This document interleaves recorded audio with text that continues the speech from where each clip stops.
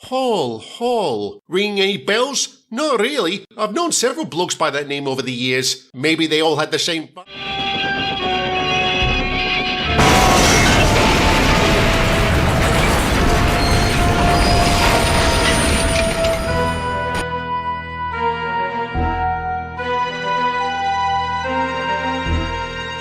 We're telling the truth, and I'm sorry to say, the real culprit was only just getting started.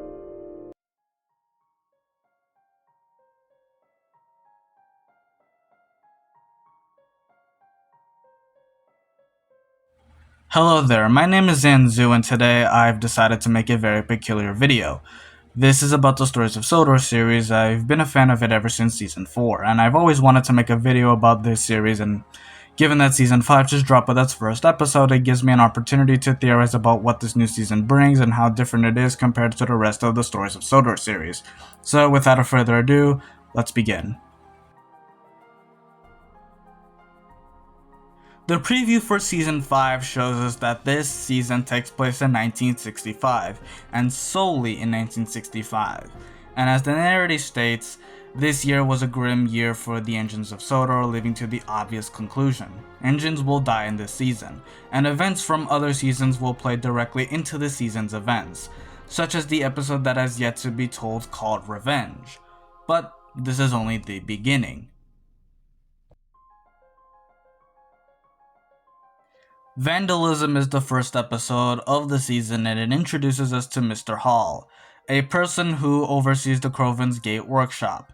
This person also has a history with Donald, as his father knew who this engine was. Right afterwards, Jeffrey has his accident down the hill. Now, many believe this accident to have occurred after Mr. McCall put a pipe on the tracks, but this doesn't really make any sense, since why would he target Jeffrey in the first place? For that matter, there is no way that this person could be alive, since the last time we ever saw him, it was in Season 1, and his voice sounded pretty old. Thanks a lot, McCall, you mongrel. I need me cattle taken. Season 1 took place from at the earliest the late 20s to the latest of 1938. Therefore, with the old voice and the time that he was around, he would have been dead by this point. So if it wasn't Mr. McCall, who is it?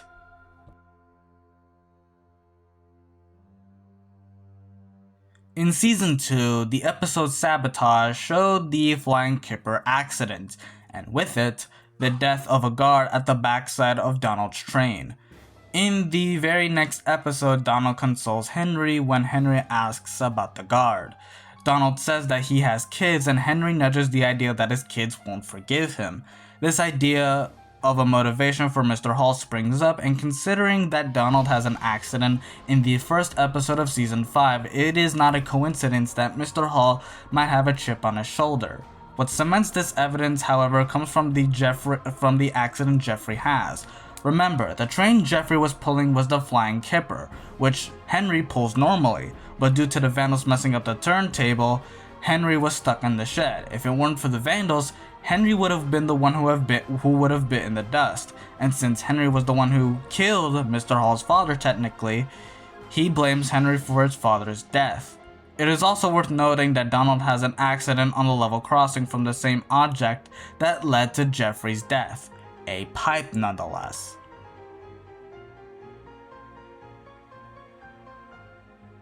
In order for Mr. Hall's plan of revenge, he needs an opportunity to carry it out, and what's a better time to do it than during a police strike? So he of course planned out all his future actions during the strike, but he also needed a distraction that would help drive away attention from him, hence the experimental engine he was building. But considering it looks like a normal regular engine, there must be an odd design feature that the engine has. And given that, and really I don't know what this sort of engine what's experimental about it. It looks perfectly normal, and it's based on an actual steam locomotive of a 2MT tender engine. So I'm not really too sure what the experiment could be. But regardless of what it actually is, it distracts from the schemes that Mr. Hall has planned. And very interestingly enough, it also raises the question of why build an experimental engine that is steam during a time when dieselization is top priority of British railways. It's very peculiar, honestly, and I'm looking forward to see what is so experimental about this engine.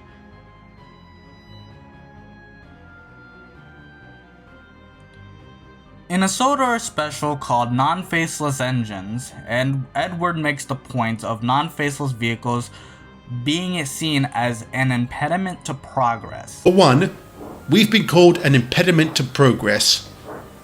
This hasn't been forgotten, as there have been times where this has been alluded to, such as the whole Brooke and Blair affair that happened during Season 1, and at the tail end of Season 3 where Ivo Hugh mentions that the fact that Parliament might revoke the engine's rights away. That, maybe, if it helped pay off Sir Handel's debt, I think I would have owed that to him. I'm just glad we have the right to choose. For now. What do you mean? There have been rumours going around Parliament might be about to revoke our rights. This has been a consistent theme since the start of the series, and taken to its logical extreme, it seems that the engines of Sodor might be in the way of progress and should be gotten rid of, according to the higher-ups. So how does this theme tie into this season? Given what I said about the experimental as a design choice, coupled with the fact Mr. Hall's bad experience with steam engines, this gives him a motive to rid the island of steam engines, and push forward with fully getting the island dieselized, meaning the mass scrapping of steam engines. But since engines can't just be scrapped while alive, the only way to scrap an engine is if they are already dead, which is why Mr. Hall has plans to cause the engines to have accidents that will lead to fatalities, including the engine itself. He will most likely cause more accidents until the Fat Controller has no choice but to fully dieselize Sodor and leave the other engines on a heritage railway, or maybe the illusion of Parliament revoking the engine's rights actually comes to fruition. Regardless, this leads into our next point.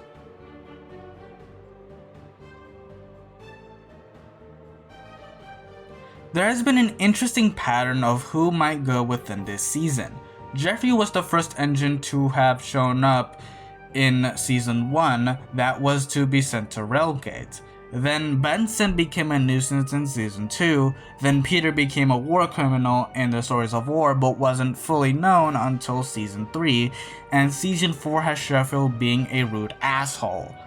All of these characters were reformed at one point or another, and given if this is a trend, then these engines will be destroyed this season, since Jeffrey had a sort of redemption arc during, all these other season, I think Season 2, So what's to say that these other engines aren't also going to be killed, especially since we see a B12 and we also see Sheffield's model during the preview of the Stories of Sodor of Season 5, right?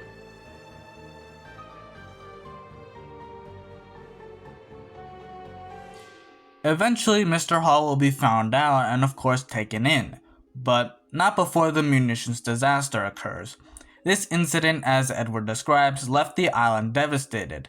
This incident leaves behind a trail of destruction, and given that it's on the Brendan branch, everybody not present in the scene of the munitions disaster during the preview to Season 5 is on the chopping block, which means that Rosie might bite the bullet, but considering that she's a canon character, or maybe that, maybe she's a canon character in the series, so of course she might stay alive. It's unlikely for Rosie to die during this incident, but not impossible. There's also other engines that could bite the bullet as well, such as Thomas, as seen by the preview of Annie and Clarabelle being put in front. And it's also worth noting that the intro to the Stories of Sodor ever since Season 4, I believe, we have been shown that Jinty has been working at the Farquhar Quarry.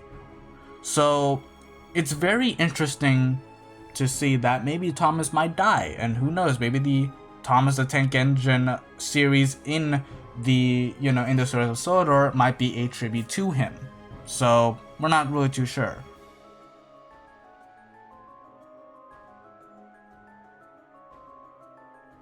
Season 5 overall has many parallels to the earlier seasons, making minor details into huge plot points during this season's run.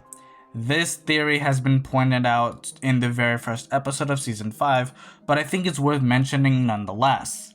This theory has sort of been spoiled, or at least given spoiler to at the end of the episode of Vandalism, but I think it's still worth mentioning because, you know, we don't know what might happen. This theory might be false for all I know. This is just something I came up on a whim, so regardless, I hope you enjoyed watching this theory, and I hope you have a good day. See ya.